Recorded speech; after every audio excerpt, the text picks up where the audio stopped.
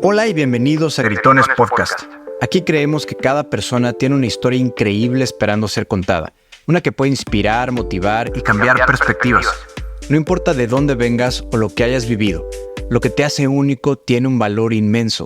Prepárate para descubrir el poder del grit, ese empuje que nos hace seguir adelante, incluso cuando el camino se pone duro. Y para escuchar historias reales que nos recuerdan que todos tenemos algo especial que aportar.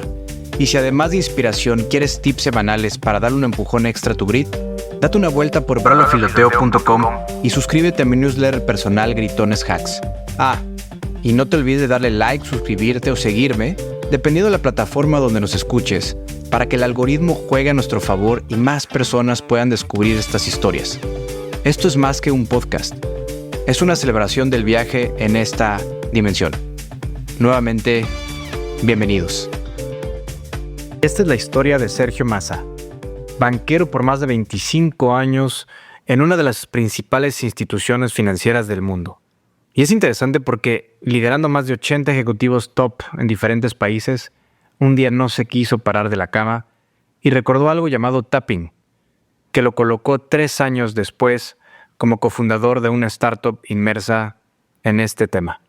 Te dejo accionables y 5 puntos clave que aprendí en nuestra conversación. 1. Agradece a quien admiras y probablemente te conteste el mensaje. 2. Aprende a leer la habitación y a las personas de la reunión. 3. Anímate a vivir riesgos en etapas más tempranas y con menor cantidad de responsabilidades. 4. Dar feedback sin maltratar. Y 5. Quita el hubiera del vocabulario. Aquí la tienen. Mi querido Sergio, estoy convencido que todo pasa por algo. No estaba así mega planeado que conversáramos el día de hoy. Pero lo que sí estoy seguro es que va a salir poca madre. Entonces, vamos a dejar fluir. Bienvenido a Gritones Podcast. Muchas gracias, Pablo. Encantado de estar aquí. Y sí, no estaba planeado, pero así son las cosas y hay que lanzarse y yo feliz de estar aquí contigo. Eso. Quiero empezar pidiéndote que me cuentes de tu comida en Milos de Nueva York cuando conociste a Visila Bococo. Pues eso fue reciente, ¿eh? Que aprovechamos. Yo vivo en Nueva York hace 7 años. Visila vive aquí también. Ok. Y venía mi hermana es socia, co-founder también de MyTapping, que hablaremos de eso después. Pero quería aprovechar que mi hermana iba a estar aquí para conocer a Visila. Yo Ahora, desde el ¿quién primer es día, Visila Bococo? Ajá, yo asumo que la gente sabe, pero tal vez no, ¿no?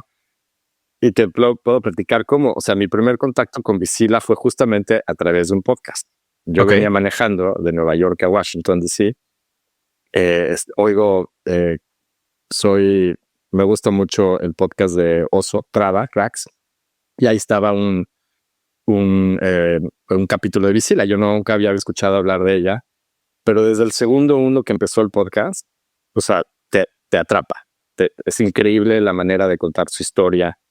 Es una historia, aparte, súper enganchadora.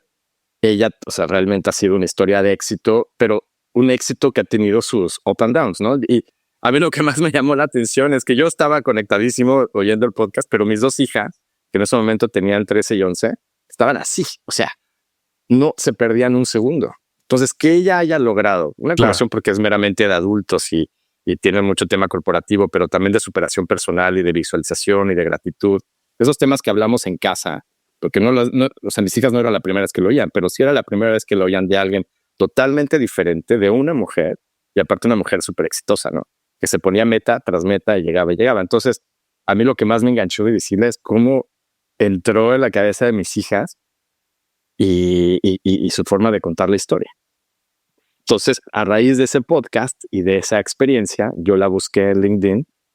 Ella es súper generosa, me contactó, o sea, me contestó. Y para hacer ahí una sumatoria a tu comentario, creo que por ahí en ese episodio de Oso Traba, menciona que era malísima hablando, ¿no? O contando su historia o como public speaker. Y cuando escuches el episodio dices, no te creo.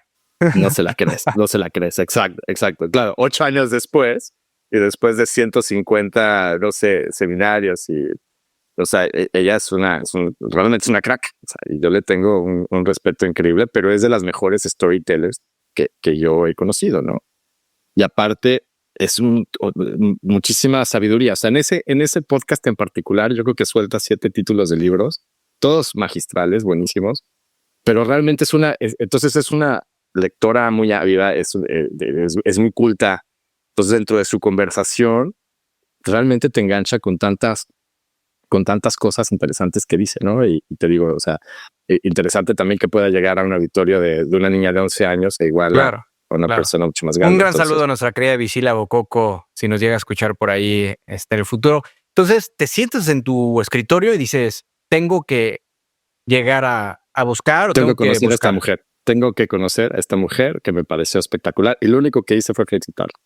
Le mandé un mensaje por LinkedIn. Le dije, Visila, acabo de ir tu podcast. Mis hijas les encantó. A mí me encantó que les encantara. Y solamente quería pues decirte eso y muchas gracias, ¿no? Y ella contestó inmediatamente, Sergio, muchas gracias por conectar. Ya sabes, o sea, muy linda. Y ahí quedó hasta que de repente vi un día, pues meses después, que estaba haciendo una convocatoria para su Mastermind 2. Y ya en ese momento nosotros veníamos muy avanzados con My Happiness. Y dije, o sea, de nuevo, de esas cosas que dices, el universo me la acaba de poner enfrente. Entonces le mandé un mensaje inmediatamente me contestó ella por LinkedIn, me dijo, dame tu teléfono, WhatsApp, hablamos y un minuto después ya estaba yo, o sea, éramos ya parte de Mastermind, ¿no? ¿Cómo se coordinó la reunión en el restaurante? O sea, ¿qué fue primero, qué fue después? O sea, quiero que me ayudes a dibujar ese momento en donde vas a conocer a alguien que admiras. Al final, sea quien sea, venías en tu cochecito escuchando la voz de Visila y dijiste, wow, qué mujer. ¿Y cómo sucedió esa coordinación? Y luego cuando llegas al restaurante, ¿no? ¿Qué sentías? Sí, porque sí, para mí sí es como celebridad. Era como toparte con, no sé, Nicole Kidman, ¿no? O sea, sí tiene un impacto, tiene un factor celebrity importante. Pero cuando ella me contesta mi mensaje, ya una vez que estaba la convocatoria de Mastermind, hablamos por teléfono, hablamos como media hora. Y ahí realmente, pues es una persona igual que tú, igual que yo, realmente con muchas ganas de ayudar, o sea, con una misión en la vida también bien importante de ayudar. Y eso lo transmite de corazón a corazón. Y ahí le platiqué la historia, ¿no? Y me dijo, yo quiero conocer a tu esposa, quiero conocer a tus hijas. Y ya que estamos en Nueva York, hay que organizarlo. Y así fue, realmente fue ella, su iniciativa de decir, hay que vernos, o sea, hay que conocernos, ¿no? Porque si estamos en la misma ciudad, pues hay que conocernos. Obvio, Visila, con la cantidad de trabajo que tiene y lo ocupada que está, ¿no? Es difícil. De hecho, ella pasa poco tiempo en Nueva York. O sea, duerme aquí de vez en cuando, pero la realidad es que se le vive. Si le preguntas cuál es su casa, te dice que es JFK, ¿no? El aeropuerto que aquí está cerquita de Manhattan. Y entonces coincidió que iba a venir mi hermana, iba a estar acá. Entonces le mandé un mensaje con mucho tiempo de anticipación a Isila. Le dije, y en estas fechas va a estar Ceci, mi hermana, nos encantaría comer contigo. Y dijo, acá está. Sacó un tiempo su calendario, nos puso el Milos de Nueva York, en Midtown, y ahí fuimos mi esposa, Ana Ceci, mi hermana, Visila y yo. Entonces, cuando decides contactar a Visila y tal, y hay esa intercomunicación, se empieza a armar la comida en Nueva York. Exacto. Y que ella lo sugirió desde el principio, porque me dijo, o sea, una vez que habíamos hablado de mi familia, de mis hijas, de todo ese engagement, me dijo, me encantaría conocerlas. Y digo, pasan varios meses, se planea el viaje de mi hermana aquí en Nueva York, que vino con mi mamá y con mi hermano. Entonces le marqué a Visila, le mandé un mensaje, le dije, Visila, va a estar Ceci aquí, sería buenísimo que te conozca, o sea, que pudiéramos conocerte. Y fuimos al final, mi esposa, que también es co-founder, Ana Ceci, mi hermana y yo, y estuvimos una comida deliciosa ahí con Visila de 1 hora y media, muy rico. Y la verdad es que es increíble tenerla enfrente y escucharla también en vivo. O sea, tiene tanta presencia, realmente tanta sabiduría. Es una señora, es un gran ejemplo realmente para todos nosotros, ¿no? Ahora, Sergio, dime la verdad, ¿qué sentías cuando la ibas a conocer? Es decir, vas manejando hacia el restaurante, agarraste el metro. O sea, quiero que me dibujes y me y me transcribas y poderme imaginar qué estabas sintiendo cuando ibas hacia el restaurante. Llegaste tú primero, llegó ella después, ella llegó primero. O sea, estabas practicando un elevator pitch. Mira, la verdad es que yo ya habíamos hablado cuando justamente tuvimos la conversación para el Mastermind 2. Y es tan humana y tan buena persona y tan tranquila que realmente te hace sentir a ti muy tranquilo, ¿no?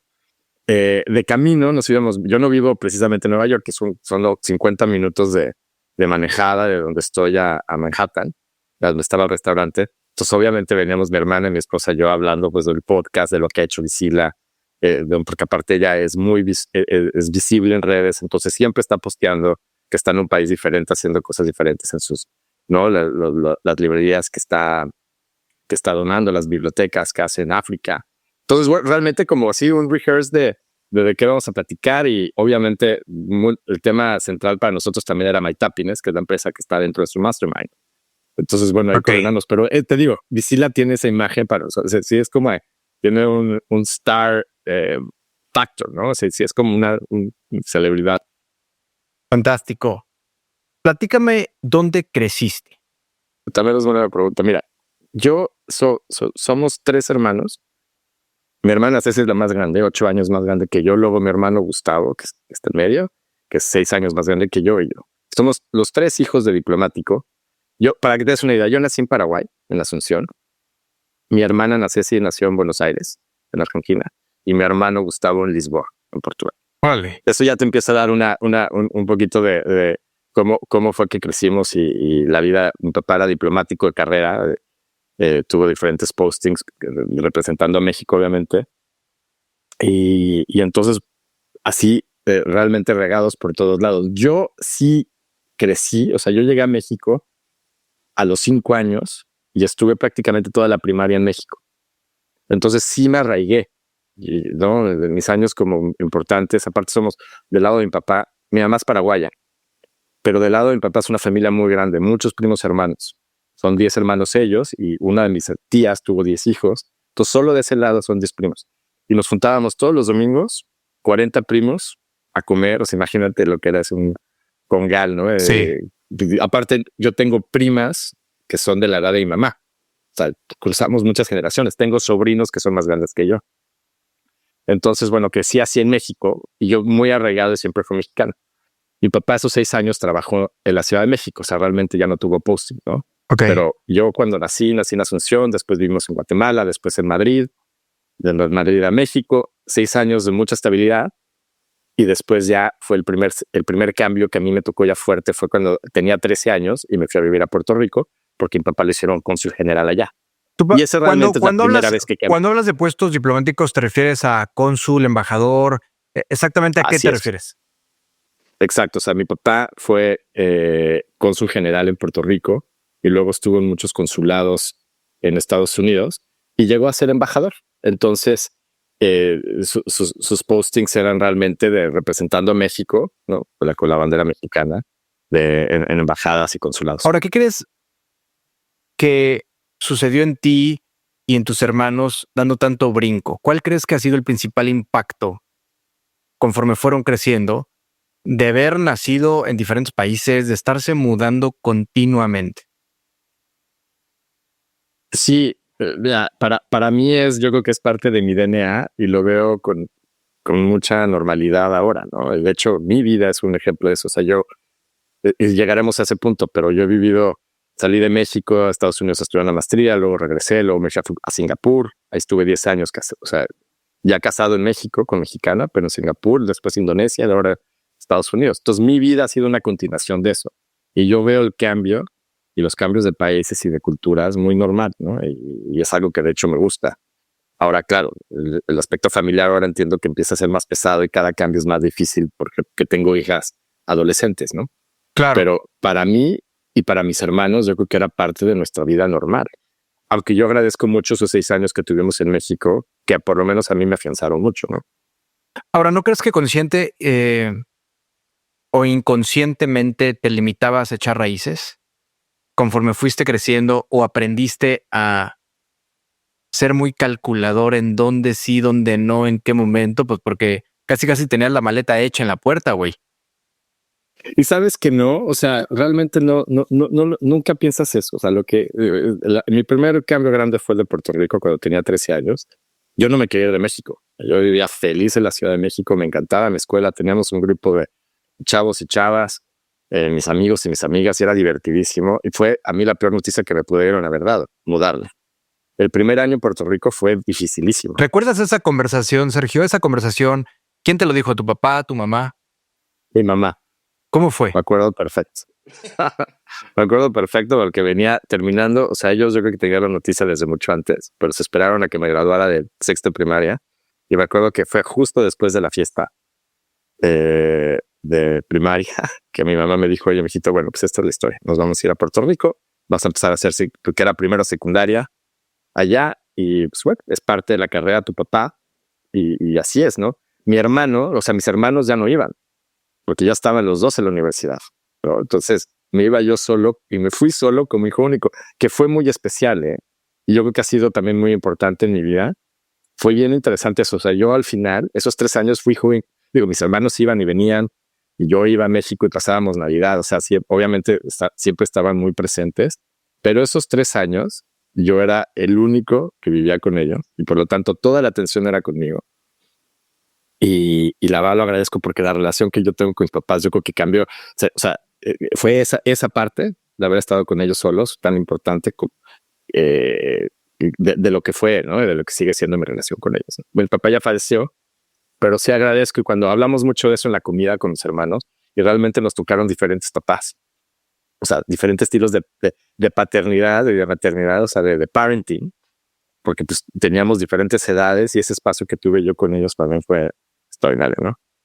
Ahora, esta multiculturalidad que tienes desde muy joven, desde muy niño, con tus hermanos, con tus padres, estando en diferentes países, ¿tienes algún recuerdo principal de algún evento en algún país? Porque son culturas distintas y son tradiciones distintas. ¿Alguna travesura? ¿Te fugaste de la embajada? Algo que tú recuerdes que relaciones a tus hermanos con un país, con una tradición. Mira, sí, hay muchas anécdotas. Yo creo que la más marcada que tengo fue un 15 de septiembre. Los cónsules generales y los embajadores dan sus gritos, ¿no? En sus respectivos ciudades donde están. Entonces a nosotros nos tocó, mi papá en ese entonces, en Puerto Rico, le prestaron el Castillo del Morro, que es un castillo que está ahí justo en la costa, que era para pelear contra los piratas, ¿no? Era muy fuerte español. Y ahí hizo el grito. Entonces, las luces espectaculares, las banderas de México, él con la bandera, gritando Viva México. O sea, aparte mi papá con una energía y estando fuera de México, no tanto de México, ver a tu papá dando el grito, o sea, fue una de las cosas más. Se me pone la piel chinita. Qué chingón. ¿No? Sí, lo escucho en tu voz. De verlo. Lo escucho en tu voz. Sí. Y fíjate que me interesa también preguntarte si tú te sentías diferente. Es decir, o sea, tú eras hijo de un diplomático muy importante. Es decir, para mí y a mi nivel de conocimiento, limitado en muchas ocasiones, pero el ser cónsul, el ser embajador, pues es como si eres el presidente del país en otro país, ¿no? Eres como la máxima figura que representa nuestra patria. ¿Tú te sentías diferente al ser hijo de un diplomático así? La verdad que sí, se siente muy padre. Sí, no sé si diferente, pero es un orgullo muy grande y sí sientes que estás arropado por ¿no? el trabajo diplomático. Te sientes. Yo iba a escuelas donde iban otros hijos de diplomáticos también, o sea, te sientes parte de una comunidad. Entonces sí es especial. Diferente no. O ni más ni menos, ¿no? Pero sí, en parte como es una sensación muy padre. No la puedo describir, pero es realmente te sentí. O sea, yo me pavoneaba, ¿no? Decir que para el embajador de México. Entonces sí, eso pues es muy padre. Y mi siguiente pregunta, Sergio, fíjate que tiene que ver, ahorita vamos a entrar más a tu adolescencia, pero yo cuando era adolescente, pues la verdad es que de repente se te infla el pecho, ¿no? Y el ego entra en cuestión y desde quieres ser el primero en entrar al antro, ¿no? O de repente pues quieres que te vean de cierta manera o pendejadillas si quieres de adolescente, que de alguna manera pues, quieres quedar bien con cierta chica, qué sé yo. En tu calidad de hijo de un funcionario tan importante en otros países, ¿recuerdas haber perdido piso con más facilidad? No, yo creo que no. O sea, no, la verdad que no. Perder piso, no. Yo creo que, justo fíjate, esa etapa de Puerto Rico, yo llegué de 13. O sea, ese primer año fue complicado, ¿no? Porque pues no conoces a nadie, el acento de ellos no lo entiendes tampoco muy bien. O sea, la comunicación no es tan buena. Empezaba, yo hablaba inglés, pero pues, empecé en una escuela donde era, o sea, completamente americana, de gente de otros países. O sea, sí fue un poco shock venir de la Ciudad de México y encontrarte con eso. Y el segundo año, que fue ya lo que es 8th grade o segundo de secundaria, para mí ya fue espectacular. Ya me había integrado con un grupo de amigos, ya pues de repente te echabas, así te ibas a la fiesta, ya estabas más con las niñas. En Puerto Rico el ambiente de las fiestas era muy divertido porque bailaban salsa y merengue todo el tiempo. Y si no bailas salsa o merengue, you're no one. Y no bailas. Y no, o sea, la definición de loser es estar sentado esperando que te pongan otras canciones porque no bailas. Entonces, como método de sobrevivencia, necesitas aprender a bailar. Entonces yo de repente me convertí en un buen bailarín, o sea, bailaba bien salsa y merengue y sacaba a bailar a las chavas y era divertidísimo. Hoy veo a las fiestas que va mi hija de 15 años, o sea, que es más bien hip hop, o sea, es otro estilo de convivencia, ¿no? Y en ese entonces ahí está. Y bailar salsa y merengue es contacto físico y cerquita. Sí. ¿No? Entonces, pues te estás agarrando a la niña de la cintura y de la mano y te la acerca. Súper respetuoso, pues, pero es mucho contacto. Y luego la parte más divertida de las fiestas allá era cuando se acababa la salsa y el merengue y ponían las calmaditas. Pero ese entonces yo me acuerdo, estaba la de Take My Breath Away. Estoy hablando de estos 1989. Muchos de tus escuchas yo creo que habían nacido, ¿no? Sí. De estos sí, 89, 90, cuando estaba ahí, esa canción era la de Top Gun, ¿no?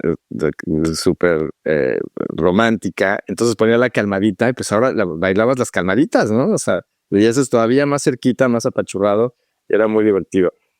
La verdad que no sé si contesté tu pregunta. Creerte más, no, pero sí realmente me integré y me divertí. Y el tercer año fue mi año extraordinario. Ya estaba yo en el equipo de fútbol, ya era high school. Oficialmente ya entrabas al high school, ya no era middle school. Y fue uno de los años más divertidos de mi vida, ¿no? Cuando me dicen que ahora se acaba y nos vamos a regresar a México, sentí peor que cuando me dijeron en México que me iba a vivir a Puerto Rico. Estuviste 3 años en Puerto Rico, más o menos de los 13 a los 16 años. Te dan la noticia, nos regresamos a México. Sergio, llegas a México, sigues estudiando y ahí ya te empiezas a enfilar a más o menos saber a qué te querías dedicar, qué querías estudiar. Guíame en ese paso a paso. Sí, mira, yo regreso de Puerto Rico y regreso a la misma escuela en la que hice primaria, ¿no? Y el 80% de mis amigos estaban ahí. Entonces fue un regreso, un soft landing muy fácil. Ya. O sea, porque me topé, unos ya habían salido, pero la gran mayoría era gente conocida, una escuela conocida, un sistema conocido. Y entonces el regreso fue muy, muy fácil y me adapté rapidísimo. Yo ya en cuarto de prepa, ¿no? Que es el sophomore year para el modelo americano, en cuarto de prepa, yo ya sabía que lo que más me gustaban las matemáticas. Y no necesariamente yo porque que fuera yo muy bueno en mate, sino porque yo podía estar haciendo un problema de matemáticas o de álgebra por horas, sin desesperarme, ¿no? Entonces me di cuenta que tenía mucha paciencia y mucha resiliencia en resolverlo hasta llegar a la respuesta y entender. Si no lo tenía bien, pues entonces entender por qué no. Entonces, y no es lo mismo con historia, no es lo mismo con ciencias, ¿no? O sea, entonces dije, no, yo tengo que estudiar algo en matemáticas porque es donde puedo dedicarle el mayor tiempo concentrado, sin desesperarme y sin aburrirme. Entonces sí tuve muy claro desde que regresé de México y empecé prepa, que yo quería estudiar matemáticas. No estaba seguro bien qué, ¿no? Si eran matemáticas aplicadas, si era alguna ingeniería, pero sí tiene claramente que iba a ser el lado de matemáticas. Te digo, no era yo particularmente bueno o rápido, pero sí es donde tenía mayor paciencia. Y después al tiempo, o sea, terminando cuarto de prepa, quinto ya, que es donde casualmente conozco, o sea, yo ya la conocía, pero la que hoy es mi esposa, estudió justamente también en prepa. También le encantaban las matemáticas y ella también tenía muy claro que quería estudiar actuaría, ¿no? Que es una carrera en México no es tan común, no tantas universidades la tienen y es muy matemática. El enfoque en ese entonces era más en aseguradoras y seguros de crédito y seguros de vida, pero lo que te da son fundamentos matemáticos muy grandes, ¿no? De administración de riesgos y de otras cosas que son unos... es muy útil, son unas características, son unos features muy útiles en la vida general, de negocios también. Entonces, fue ahí cuando dije yo también, o sea, quiero estudiar actuaría, ¿no? Y como que sin saber bien, porque ya sabes, nunca lo tienes muy claro. Y en México, pues eso sí es muy cerrado. O sea, no es que tengas abierto o muchas materias donde Sí, yo puedes siempre he escoger. dicho también que en esa época la verdad es que no tienes ni idea realmente qué vas a terminar haciendo, o sea, el criterio que utilizamos muchas veces para estudiar una carrera, la verdad es muy arcaico, o sea, estamos muy lejos de realmente poder tener un medianamente criterio que nos permita elegir mejor, pero bueno, por razones del destino elegimos cierta carrera, tú eliges entonces actuaría.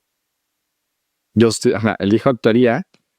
¿Qué tanto por amor y qué tanto por que realmente el plan de estudios te atraía? No, la verdad que sí. O sea, sí tenía muy claro que actuaría era el camino, ¿no?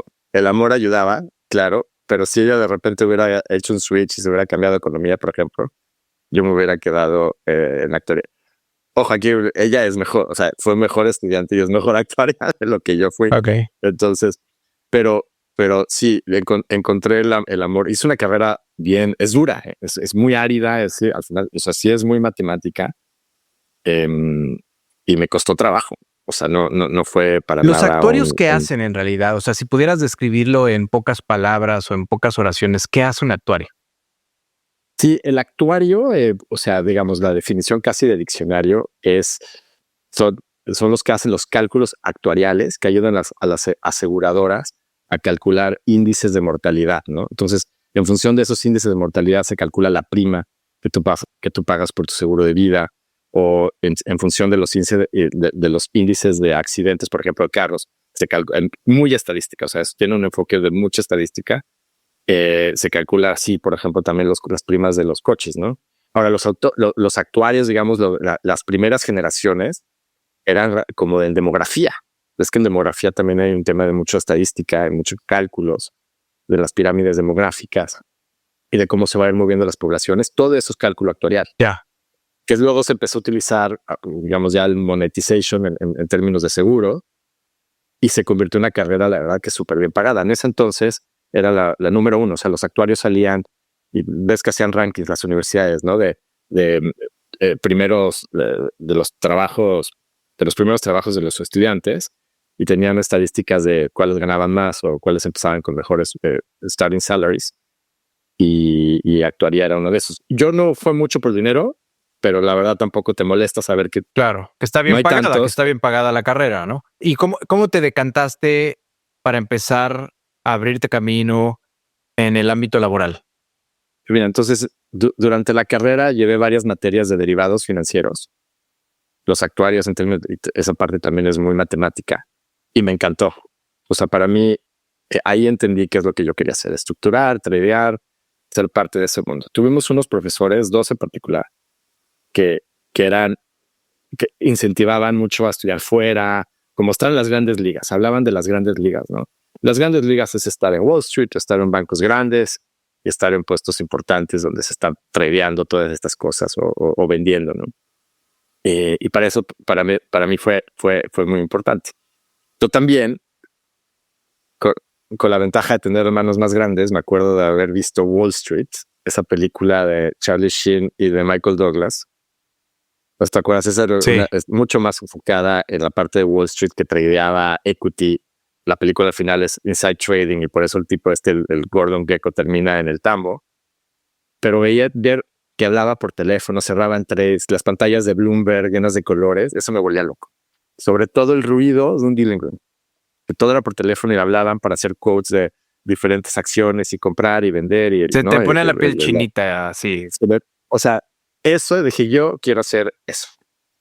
Y entonces, bueno, combinado con la parte actuarial, dije, bueno, pues, mi camino tiene que ser un banco. Y nunca lo tuve muy claro, ¿no? O sea, de repente llegaban empresas como Procter & Gamble, hacía mucho recruiting de actuarios. Me parecía súper interesante lo que hacen, pero yo tenía muy claro que quería trabajar en un banco. Y también por las conversaciones con mi hermano y conversaciones con esos profesores, también tenía muy claro que quería hacer una maestría. Entonces ahí se empezó a moldear mi futuro un poco profesional porque mis papás fueron muy claros. Nosotros te vamos a pagar una licenciatura. Para estudios, si quieres estudios de posgrado, maestrías, encuentra y find your way, ¿no? Ok. Lo cual me parece muy bien también porque te hace, pues oye, vas a rascarte con tus propias uñas, a conseguir lana, becas, de donde salga. Ahora, ahí quiero hacer zoom y me voy a detener un momento porque quiero empezar a desempacar las herramientas que traes de casa, de familia, los valores, los principios. Y desde tu óptica y tu perspectiva, Sergio, en ese momento, ¿qué tenías que tener en la caja de herramientas para ser contratado en un banco? Y te estoy hablando desde skills de diferentes tipos, ¿no? Si quieres, muy corporativos, ejecutivos, pero también te estoy hablando del intangible, ¿no? ¿Qué para ti eran principios, valores que iban a sostener una aplicación o la ejecución dentro del banco cuando fueras contratado? ¿Cómo podrías encaminarme en este skill set / principios y valores que fuiste configurando desde tu infancia temprana? Sí, y mira, es una gran pregunta, ¿no? Nunca lo había pensado así. Y la realidad es que a veces yo creo que ni te das cuenta, porque así es como creces bajo, ¿no? Ciertas estructuras y disciplinas que al final se vuelven tu parte, ¿no? O sea, yo recuerdo a mi papá decir, o sea, tú te vistes para el trabajo que quieres, no para el que tienes, ¿no? Desde muy chavo. Y mi papá, los que lo conocieron no me dejaron mentir, era una de las personas más elegantes, todos sus trajes mandados a hacer, muchos de esos usaba moño, ya sabes, el de no corbata, sino moño. Entonces, verte bien vestido, bien peinado, o sea, eso siempre fue una parte obviamente crucial, ¿no? Ser puntual, las cosas básicas. O sea, si te entrevistas a las 9 de la mañana, estás ahí a las 8:55 ya presentado, ¿no? Obviamente ser educado, ver a los ojos, las cosas básicas, porque al principio, pues eres, ya, digamos, ya tener la licenciatura y ya haberte graduado, ya te abrió, ya con eso creaste un currículum y ya un banco que está interesado, digamos, en ese perfil, pues lo va a ver, ¿no? O sea, como que ya te abriste, o sea, ya obviamente en mi casa no era opcional tener una licenciatura, o sea, era a fuerza, era una obligación, así crecimos todos mis hermanos y yo, había una cultura de posgrados, mi hermano ya había hecho una maestría en Boston, mi hermana hizo una especialización en Puerto Rico cuando vivíamos ahí. Entonces, en general, yo sabía que era parte de lo que yo tenía que seguir haciendo en la vida académica. Y aparte es una gran experiencia, es la primera vez que vas a vivir solo.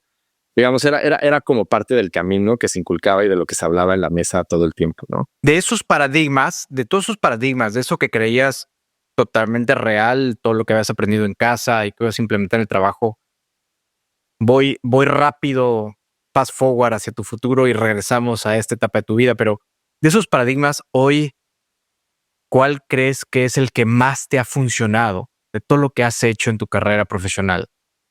¿Y cuál es el que menos te jaló? Wow, sí, muy buena pregunta. Lo que más me ha funcionado,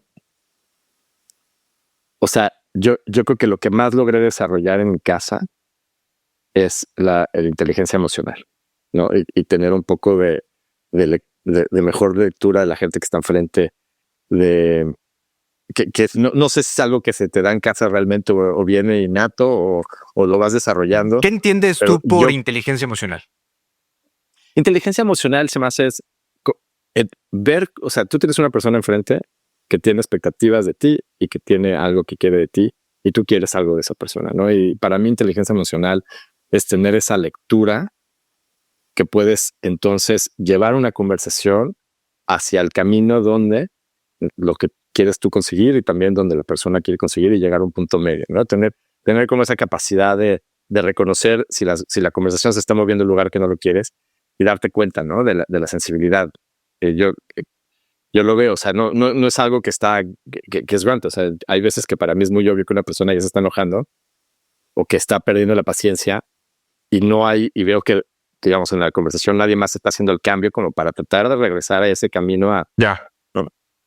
Entonces, a mí, digo, siempre, o sea, si tienes que entregar una presentación de nuevo a la 1 de la tarde, pues que esté a la 1 de la tarde, ¿no? No a la 1:30, no a la 1:15. O sea, si tú quedaste, ¿no? De lo que hablábamos hoy un poco, o sea, es hacer lo que dijiste que vas a hacer.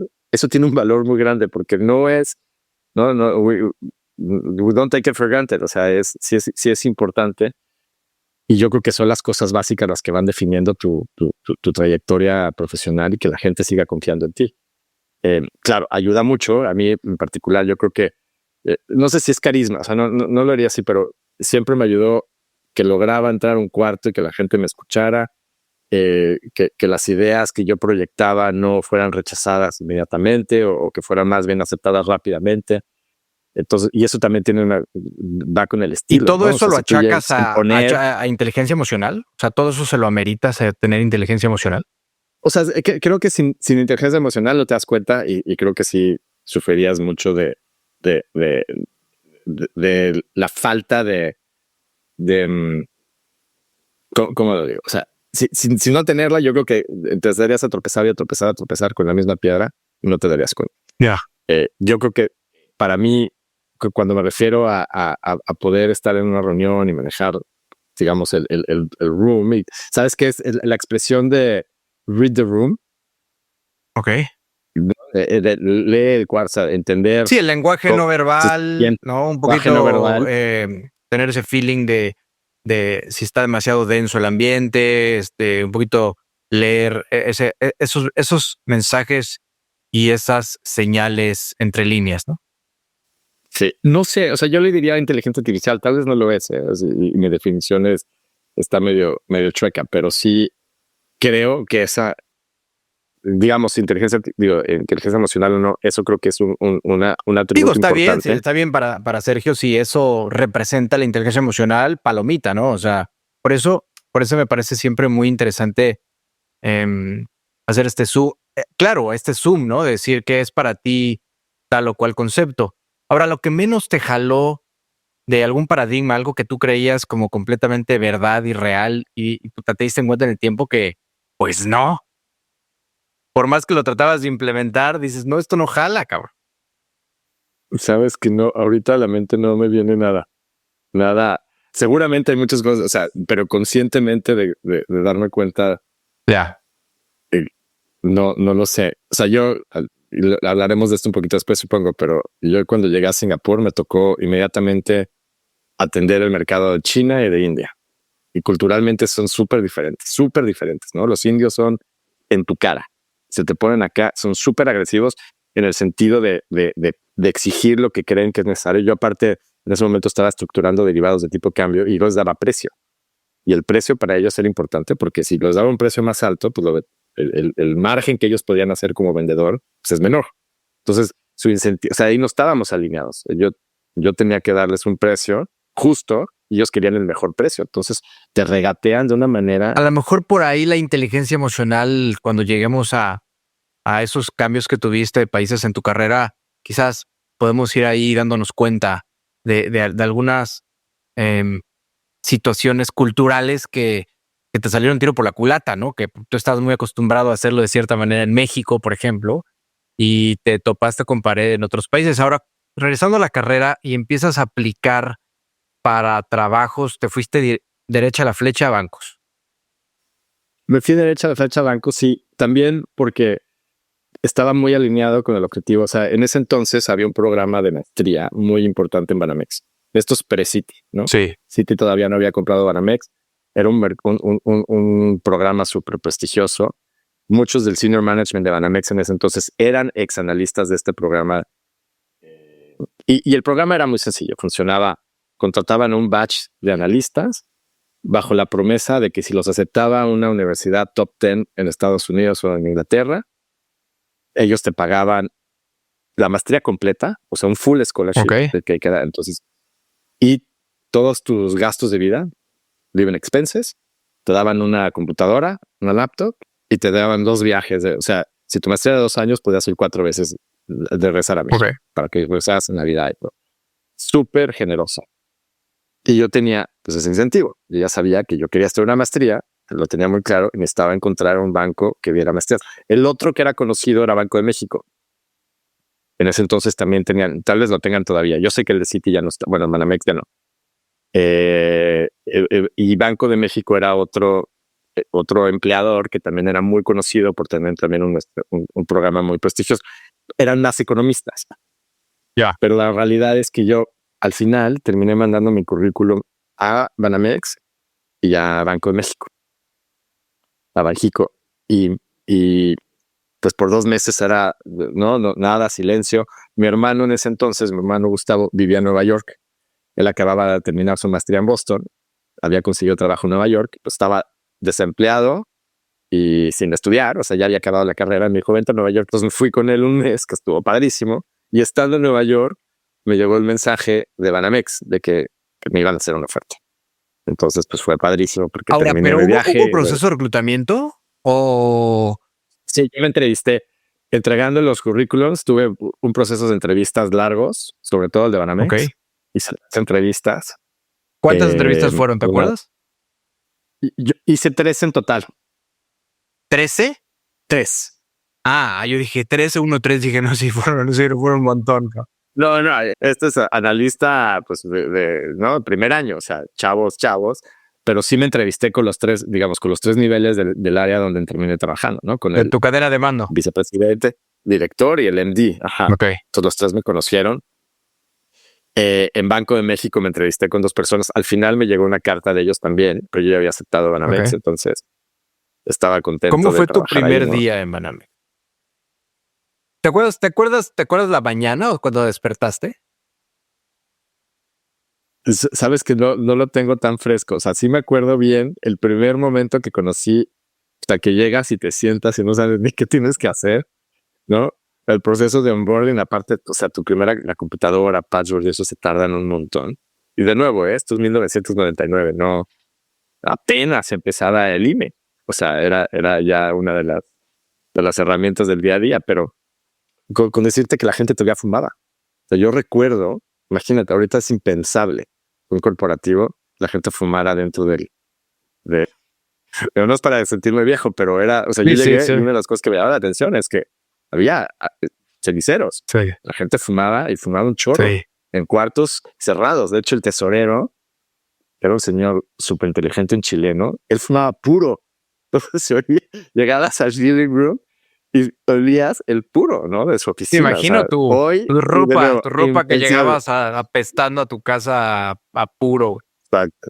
¿Cuántos días te tardó sentirte medianamente adaptado o decir más o menos ya sé qué diablos tengo que hacer aquí? Y yo creo que un mes, por lo menos un mes. O sea, porque sabes que también, digo, yo una de las cosas que siempre aprendí de mi papá y regresando un poco a esas herramientas, pero ahora es muy claro, era de tener iniciativa. Siempre es, o sea, de preguntar, de decir, oye, ¿en qué te ayudo? O sea, no esperarte a que te llegue la chamba y te digan qué hacer. Entonces, pero eso es difícil. O sea, cuando eres chavo, pues aparte llegas a trabajar como que estás esperando que te den full instrucciones completas de todo, ¿no? Y es hasta el primer mes que ya entendiste un poco, que ya tienes los sistemas, que ya estás como que entendiendo la dirección, el norte de donde va tu área o tu proyecto en particular. Entonces como que ya dices, oye, ¿te ayudo?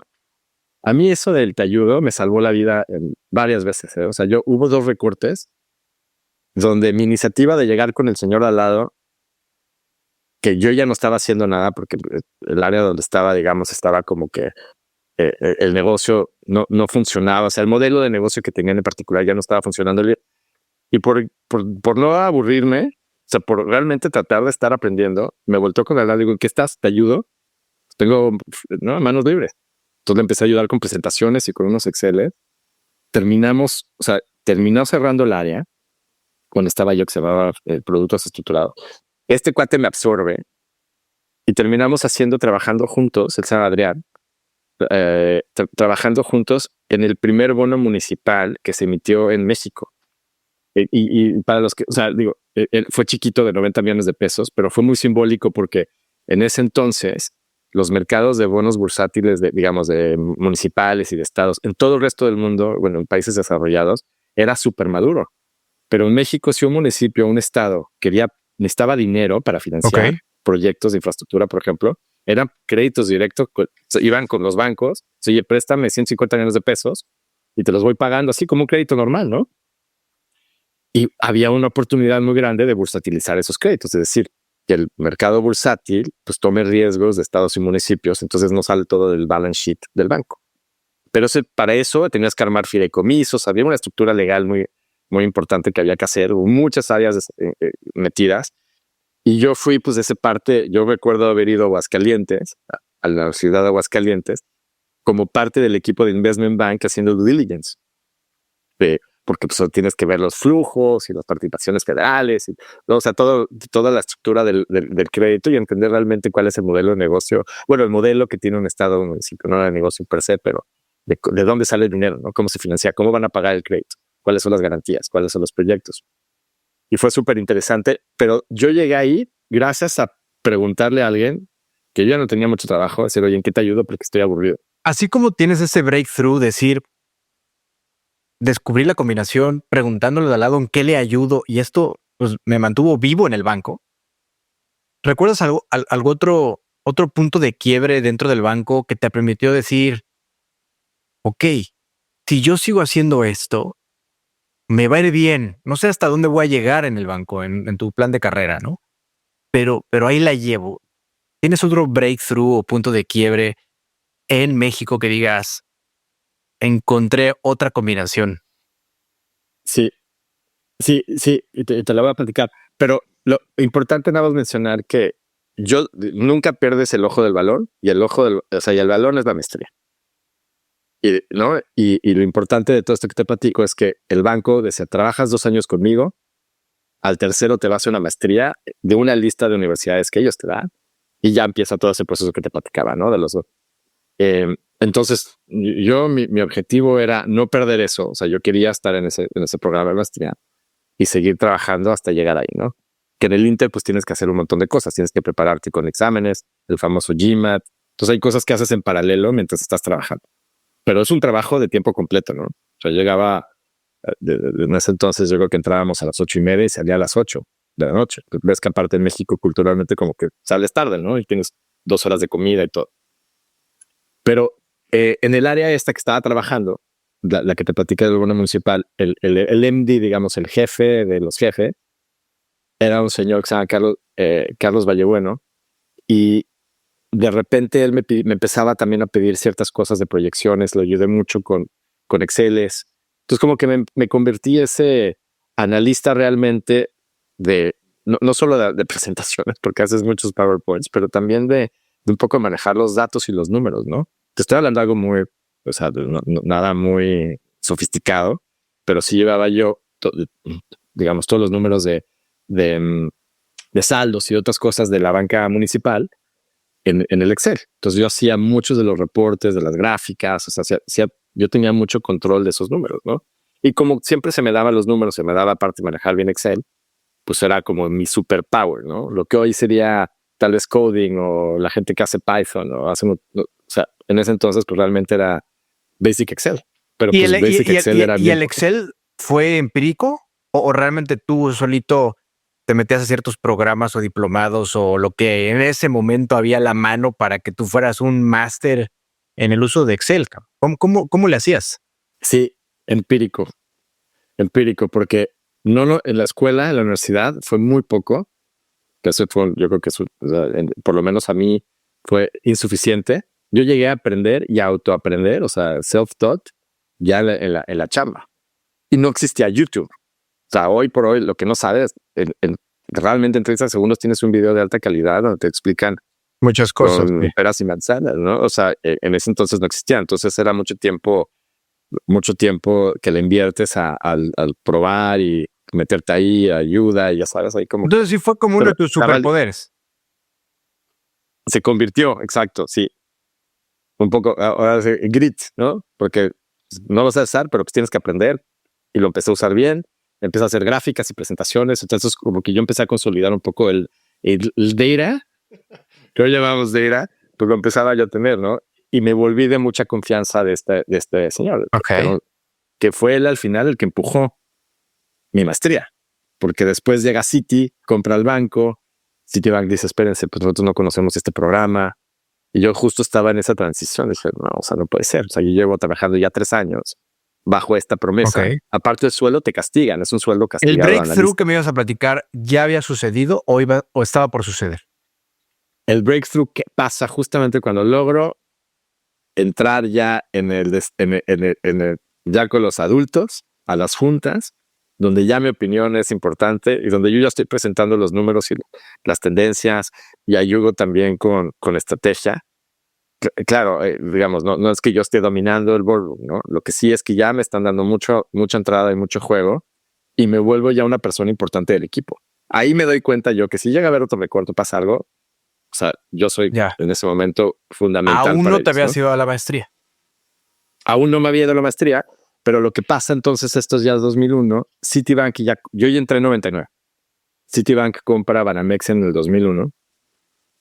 Y en ese proceso, o sea, en ese digamos, de la fusión ya de estos dos bancos, Citi dice, yo no conozco, o sea, este programa no es algo que está dentro de nuestros, digamos, lineamientos o de lo que hacemos nosotros, entonces no se va a hacer.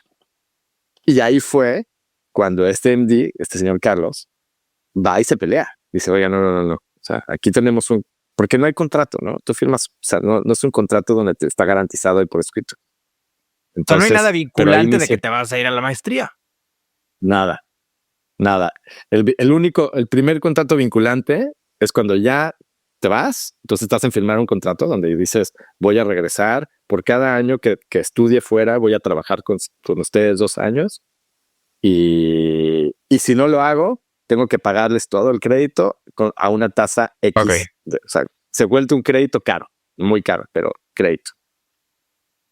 Pero lo logré, o sea, y salió gracias a que este señor lo empujó y dijo, no, o sea, nosotros se lo prometimos, no importa quiénes somos hoy, si somos Citibanamex, no importa, o sea, esto fue una promesa institucional y hay que cumplirla, ¿no? A mí y a mi generación. Ahora, pero yo lo peleé por mi lado. En esa carrera tan importante que hiciste en Citi, que estuviste 9 años después en Singapur, 3 años en Indonesia, estás hablando de más de una década fuera de México y no en cualquier país, sino, o sea, países, me quiero imaginar que el choque cultural fue importante para ti y me imagino que para tu familia. O sea, no sé en qué momento te casaste, un poquito que me ayudes a acomodar la cronología y lo duro que fue el endurance que se necesita aceptar esos puestos en países como Singapur y como Indonesia.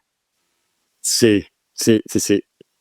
Mira, yo creo que por lo menos el mío, ¿no? Y regresando a lo de Wall Street que te platicaba, o sea, mi sueño ya trabajando en Banamex era algún día ir a Nueva York. O sea, mi intención era esa, estudiar la maestría y después terminar en Nueva York trabajando en algún banco. Ese era como el caminito que yo tenía visualizado. Yo me voy a la maestría después de todo este asunto. Yo no estudié un MBA. Digamos, el programa por excelencia, lo que todo el mundo hacía era un MBA. Y me di cuenta que toda la generación de analistas que estábamos ahí, pues todos íbamos por un MBA, ¿no?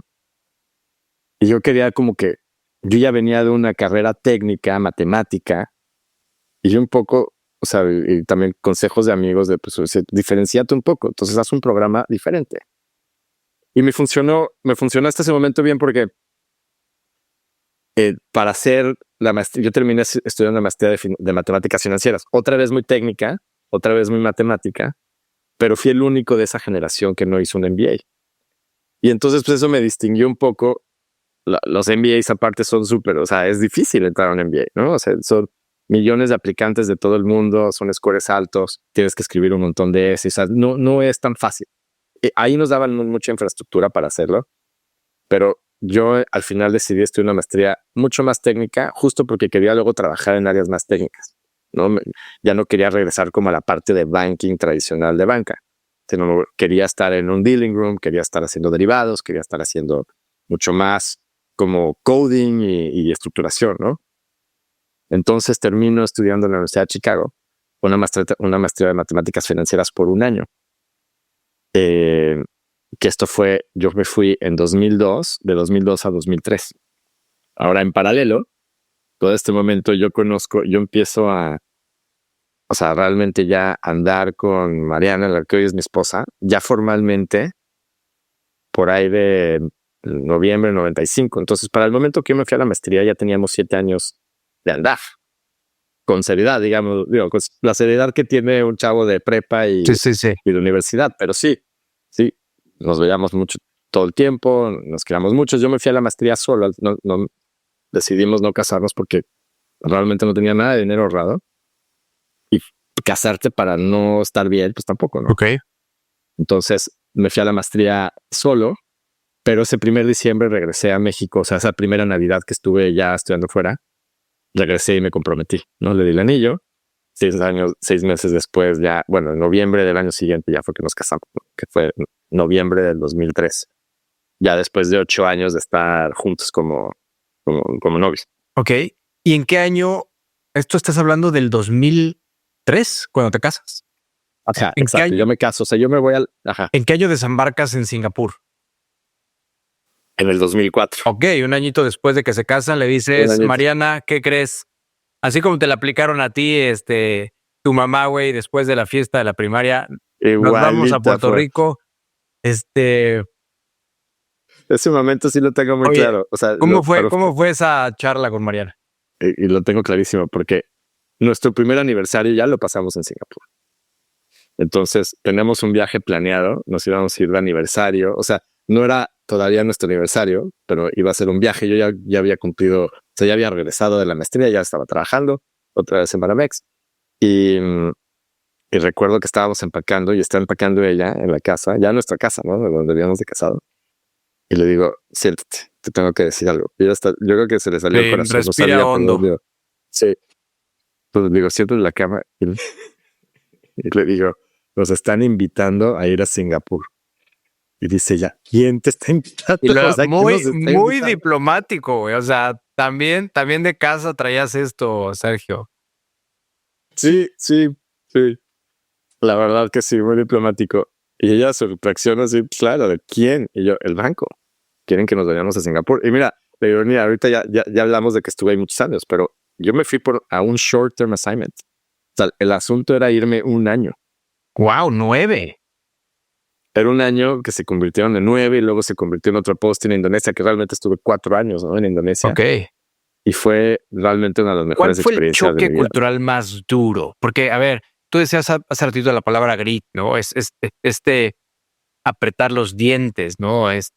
Los gringos dicen grit one's teeth, ¿no? Cuando corres un maratón, que muchas veces es apretar la mandíbula para cruzar la meta cuando ya no puedes más. Y se siente más gacho cuando estás fuera de tu país, que dices, no conozco a nadie, no hablo el idioma, la comida, dónde vamos a vivir. O sea, ¿cuál dirías que fue el momento más oscuro entre Singapur e Indonesia para ti y para Mariana? Es que fueron etapas súper diferentes, pero las dos hubo momentos oscuros. Al principio llegas súper ilusionado. O sea, la parte profesional era muy interesante el proyecto que iba a hacer en ese short-term assignment de un año.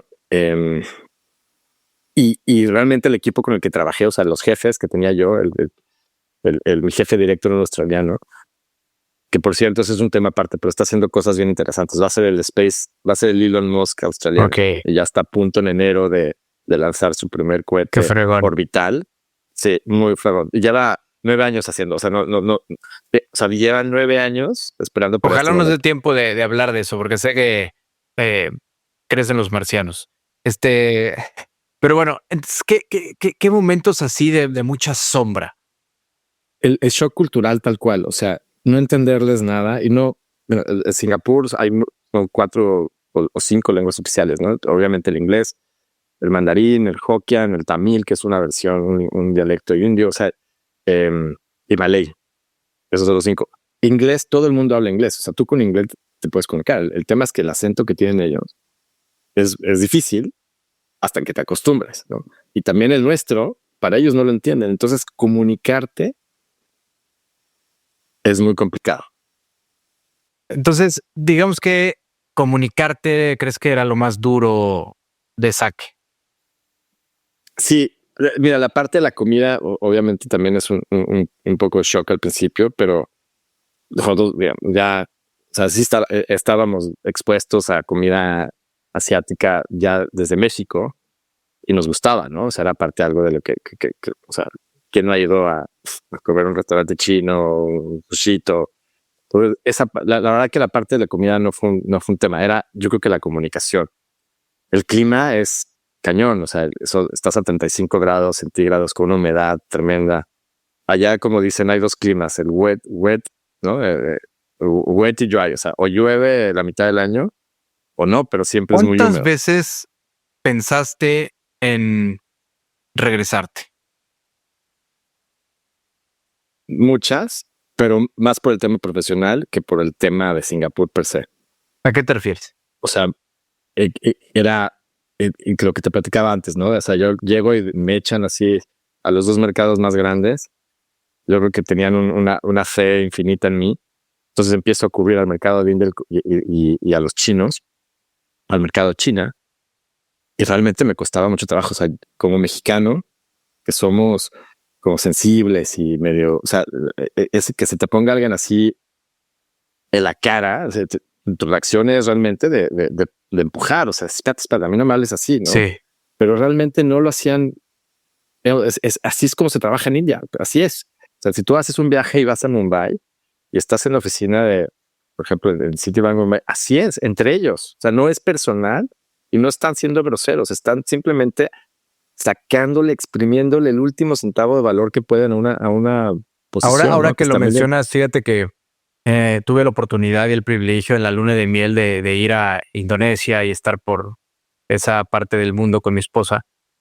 Y, y nos llama mucho la atención cómo los asiáticos se metían en la cola.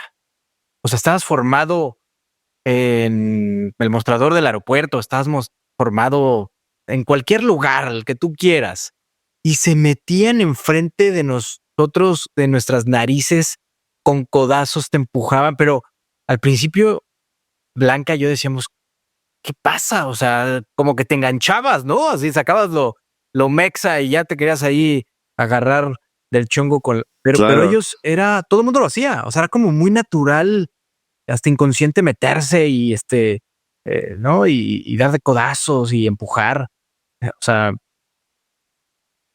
era muy curioso, la verdad. Mira, y sin entrar ahí muchas nacionalidades, pero por ejemplo, los singapurenses como nacionalidad son muy respetuosos y hacen cola, respetan, porque es un país que así creció, con reglas bien establecidas y nadie rompe las reglas y por eso funciona tan bien y es una joya, realmente es un país extraordinario y la calidad de vida es extraordinaria y todo funciona porque la gente respeta. Pero te sales de Singapur, por ejemplo, ya Indonesia, Yakarta, China, cualquier ciudad, ya eso ya es Tal vez de quien pueda. Estuviste, sálvese quien pueda. estuviste 25 años en promedio en City, en una línea, ya digamos que los últimos años que estuviste, ¿qué hacías exactamente? Que pudieras definirlo en una oración. Yo me dediqué todo el tiempo a foreign exchange, que es tipo de cambio, ¿no? Y a cubrir corporativos.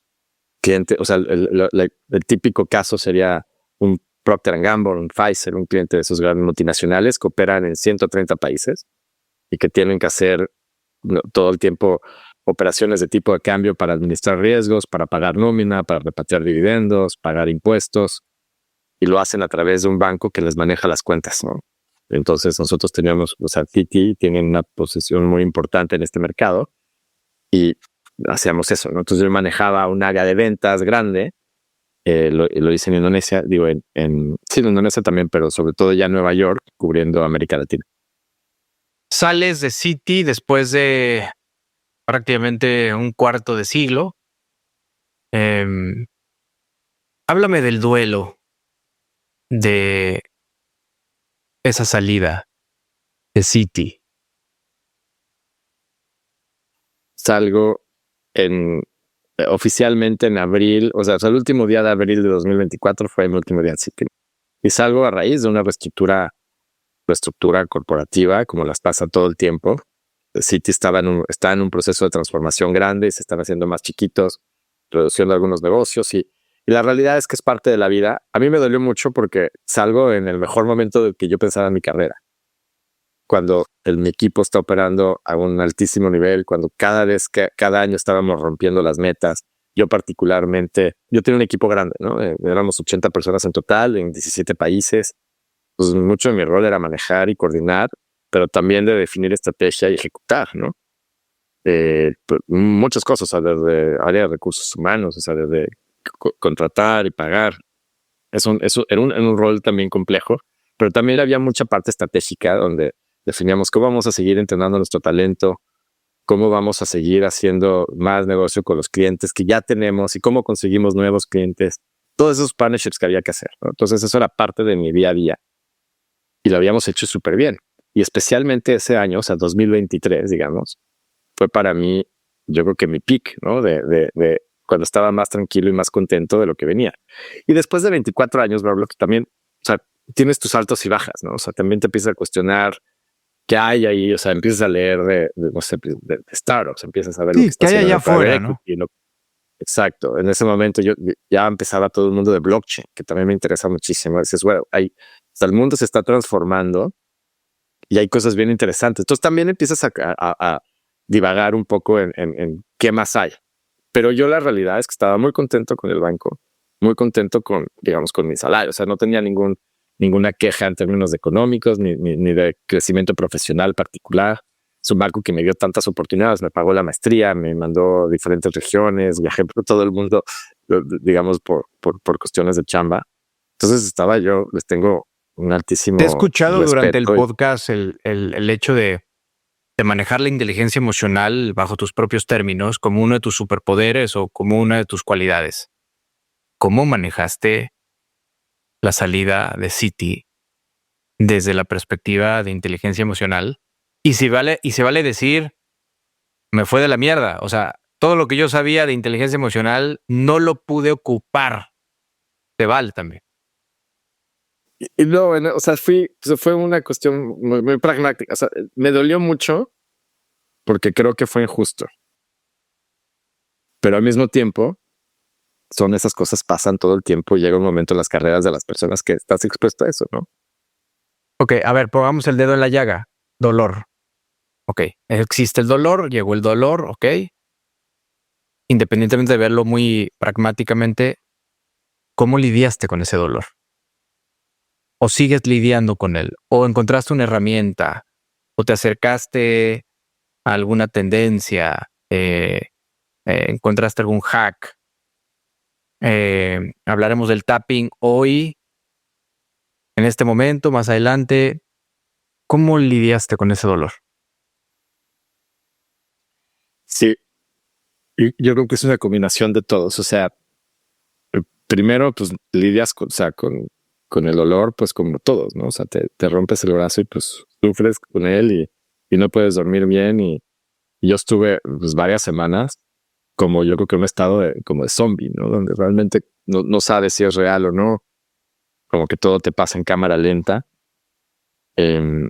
Dices, nosotros ya habíamos empezado el proyecto de Mike Happiness con mi hermana. Yo obviamente de un lado, o sea, trabajando pues los fines de semana, ayudando en algunas cosas. Pero en ese momento me encontré yo un refugio porque dije, o sea, yo no quiero estar ahorita sin hacer nada. Y aparte, encontré algo donde me necesitaban. Yo creo que el empuje y el drive para acelerar las cosas y moverlas, pues sirvió mucho. Pero al mismo tiempo, pues buscar trabajo.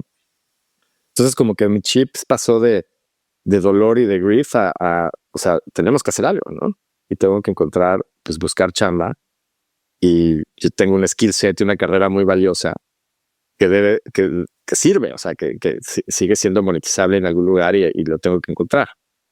Entonces, yo, o sea, siempre creí la meditación, nunca he sido tanto de ejercicio, o sea, sí hago ejercicio y me gusta, pero no, el ejercicio no es mi outlet de escape, ¿no? Lo había sido la meditación y llevaba tiempo de ser inconsistente, pero desde que empezamos el proyecto de tapping, que fue antes de salir de City empezaste. ¿Cómo llegó el tapping a tu vida?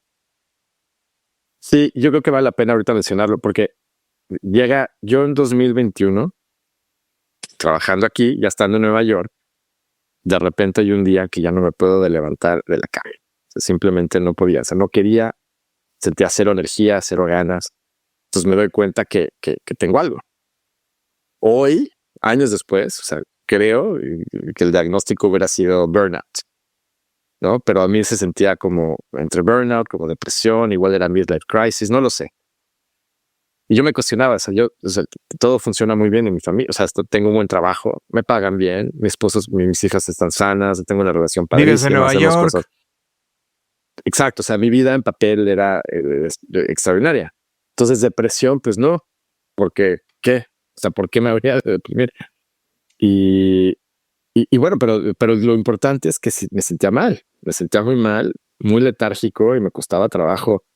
En ese momento seguíamos remotos, full remote, por la pandemia y realmente no tenía ganas de trabajar, pero no era que no me gustara mi trabajo, simplemente era la energía para sentarme a trabajar, no estaba ahí, ¿no? Entonces, yo había oído, y eso es importante porque yo sé que tengo algo y ahora tengo que resolverlo, o sea, tengo que encontrar algo para salir, ¿no?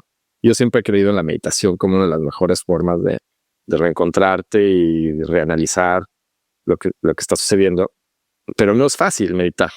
Es un músculo que cuesta mucho trabajo desarrollar y entonces eso te hace de repente ser inconsistente. Y yo estando en Indonesia, o sea, en 2016, había leído un artículo de cómo, no sé si recuerdas, en 2013 hubo uno de esos masacres masivas en una de las escuelas, justamente aquí en Connecticut, por donde vivo yo, que se llama Sandy Hook. Y entró un güey con un rifle, mató a 20 niños y a 6 adultos, 6 profesores, ¿no? Y el artículo hablaba de cómo les estaban tratando el PTSD, el Post-Traumatic Stress Disorder, como si el estrés postraumático,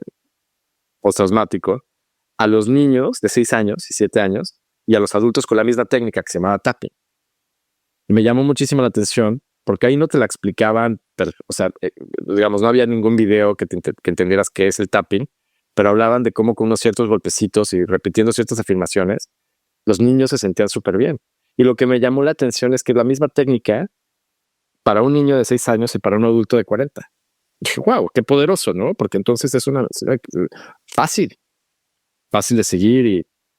Y bueno, ahí empecé a meterme como en ese rabbit hole, como dicen, investigar más, pero realmente a mí se me olvidó que tapping existía. Aceleramos, llegamos al 2021, me estoy sintiendo pésimo y me acuerdo del tapping. Ok. Entonces me empiezo a meter. Yo ahora, estamos todos remotos. Entonces, en vez de irme a buscar a un coach en Nueva York, que me va a cobrar $200 la hora, pues empecé a buscar en español, en México, y me encontré con un coach que estaba en San Luis Potosí, que ha escrito libros, ha hecho TED Talks, es un experto certificado en tapping. Lo contacté, igual de, oye, soy Sergio, esta es mi situación, me encantaría hablar contigo. Inmediatamente me respondió y empecé a tener sesiones de tapping. Y ahí fue cuando ya caí realmente en el poder del tapping, que para explicar a la gente es con ciertos golpecitos en 9 puntos meridianos del cuerpo, que es donde fluye la energía. Okay. Como que sueltas esa energía y las emociones, muchas de las emociones que tenemos están atrpadas en esos puntos meridianos. Entonces, al tú golpear, es como si estuvieras como liberando que circule, la energía. Como liberando. Jaime, yo me lo imagino como cuando agarras una manguera y la doblas y no dejas que circule el agua. Eso es lo que nos pasa cuando tenemos emociones atrapadas, que terminan en dolores físicos, o sea, pasándose se pueden convertir dolores fisiológicos como dolor de cabeza, migrañas, dolor de espalda y otras cosas, ¿no? Como todo Estrés, atrofiado, ansiedad. literalmente que no te podías parar de la cama en ese año, en el 21. ¿Qué tan rápido empezaste a sentir el cambio cuando comenzaste con el tapping? A las 2 semanas. 2 semanas haciendo 2 sesiones, cada 2 días, ¿no? O sea, dos veces a la semana en 2 semanas. ¿Cuánto tiempo dura una sesión de tapping? O sea, si yo ahorita me toca mi sesión de tapping, ¿cuánto tiempo en promedio dura una rutina, una secuencia? No sé cómo llamarlo. O sea, una sesión de tapping, digamos, solamente tapping, son entre 10 y 12 minutos. Que la verdad es cortito, ¿no? Una sesión de coaching, pues obviamente hablas de un poco más de cosas y entonces son más extensas, ¿no? Pero el tapping per se es una técnica rápida y efectiva. Ahora tú dices, ¿cuándo te sentías mejor? Es una muy buena pregunta, pero la realidad es que te sientes mejor inmediatamente. O sea, tú terminas de hacer una sesión de tapping y te sientes, o sea, sientes ya una mejoría. No, o sea, no es que te vas a quedar o ya te curaste del todo, ¿no? Pero inmediatamente te sientes con mucha más energía, te cambia un poco el panorama otra vez, en vez de ver todo gris, como que regresas a ver la luz, ¿no? Ahora empiezas 2021 a practicar sesiones de tapping. ¿Por qué o cuál fue el trigger de decir, hagamos algo con esto? Entonces, 2021 tengo yo este tema. Hago tapping, se lo presento a mis hijas y a mi esposa como algo que a mí me pareció muy bueno, sin imponerlo, pero se me hace una herramienta súper valiosa. El mismo coach nos hizo una sesión así por vida. Yo me siento mucho mejor y me siento que llego a una vida normal de nuevo, a ser el mismo Sergio Dens. A finales de 2021, a mi esposa la diagnostican con unos tumores, ¿no? Entonces, obviamente ese diagnóstico empezó como a cambiar un poco del pronóstico de qué tan benigno, ¿no? Y qué tan malos son los tumores. Y eso empieza a generar muchísimo estrés y ansiedad.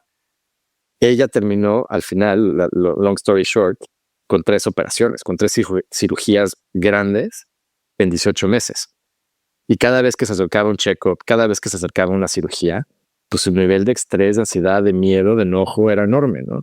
Entonces yo le decía, tienes que hablar con Jaime, haz una sesión con Jaime.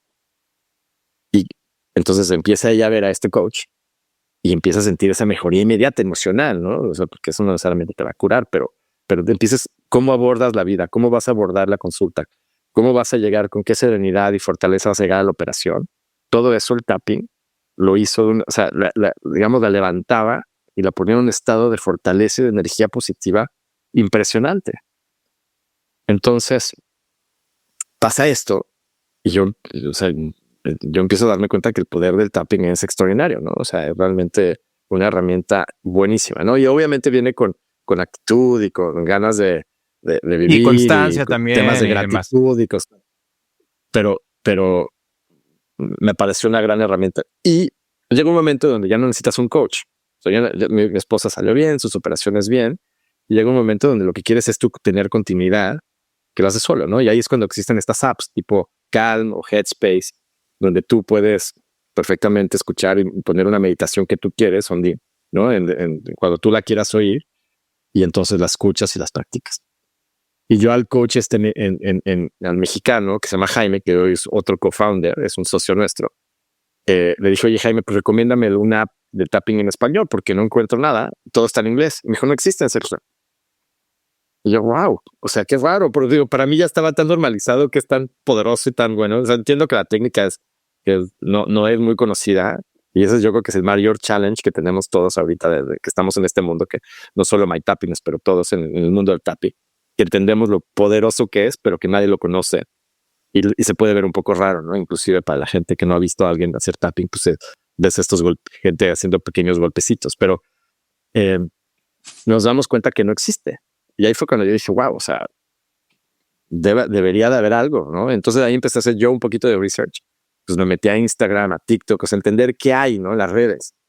Y me encontré que sí hay gente haciendo tapping. O sea, ahí te encuentras. ¿Eso qué año fue? O sea, cuando ya empezaste a hacer investigación. O sea, ya a mí el aha moment de esto hay que hacerlo fue, estábamos en en Cabo, de vacaciones. Era agosto de 2022.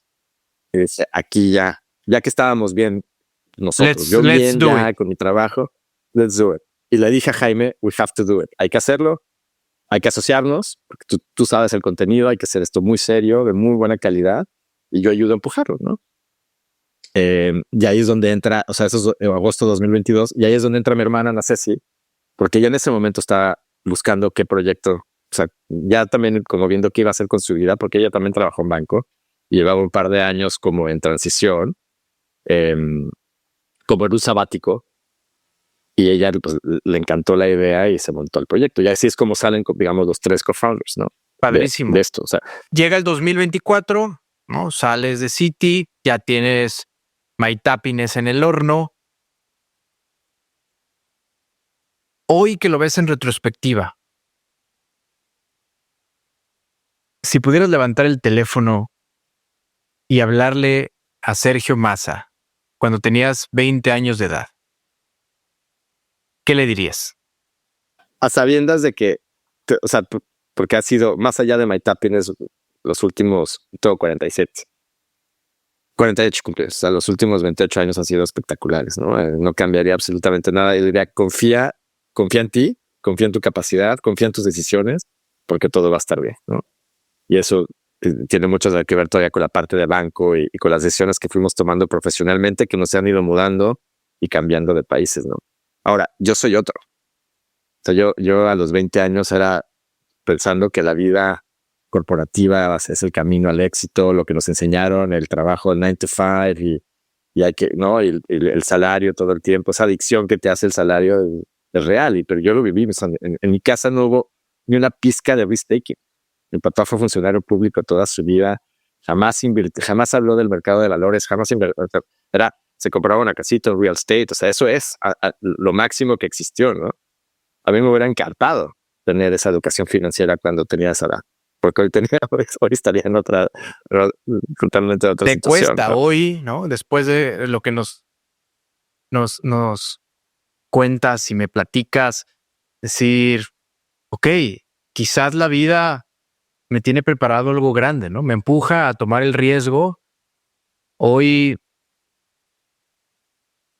te estás debatiendo si ir all in con MyTappiness como emprendimiento, con esta aplicación, o todavía tienes espacio en tu mente para el mundo corporativo. Sí me estoy debatiendo. MyTappiness es un passion project que está encaminado. O sea, va a ser con o sin mí. Pero me encanta y hay una misión y yo creo que le doy muchísimo valor ¿no? y puedo ser una parte bien importante.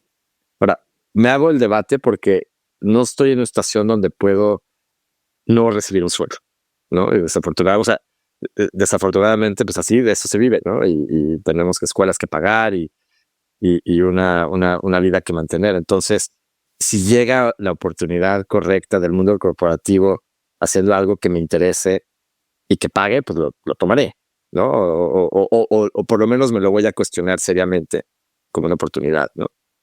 Yo, lo que hablábamos hoy, y lo he hablado con Visila, es, yo estoy seguro que hay una señal en el universo, algo va a pasar que me va a decir con mucha claridad cuál es el camino, ¿no?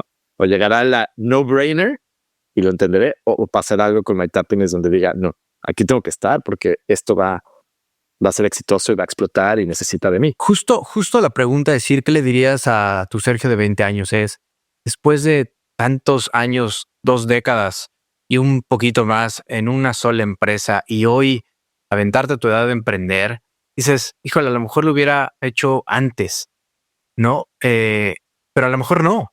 A lo mejor hoy tienes lo necesario para que esto sea el mejor sueldo que pudieses recibir, y no solo un sueldo económico, sino un sueldo moral, un sueldo que va mucho más allá del dinero.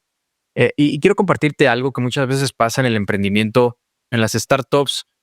De repente nos cuesta trabajo, o hablo en primera persona, a mí me cuesta trabajo cobrar un buen sueldo cuando estás iniciando un proyecto, pues dices, pues ¿qué van a pensar los inversionistas? No, todo el dinero tiene que ser quemado en que el negocio funciona, que el modelo funciona, que el startup jale.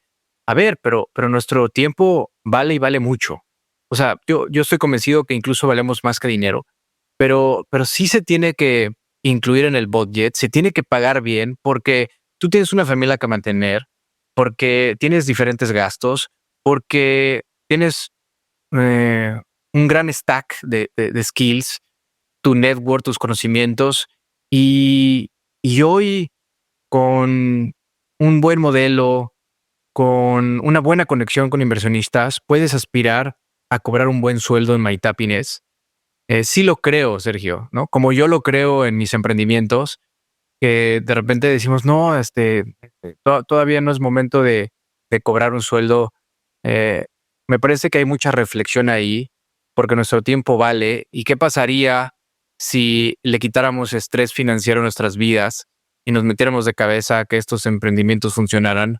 Pues yo creo que funcionaran mucho más rápido o alcanzaríamos el éxito o la escalabilidad mucho más rápido con nuestras startups, ¿no?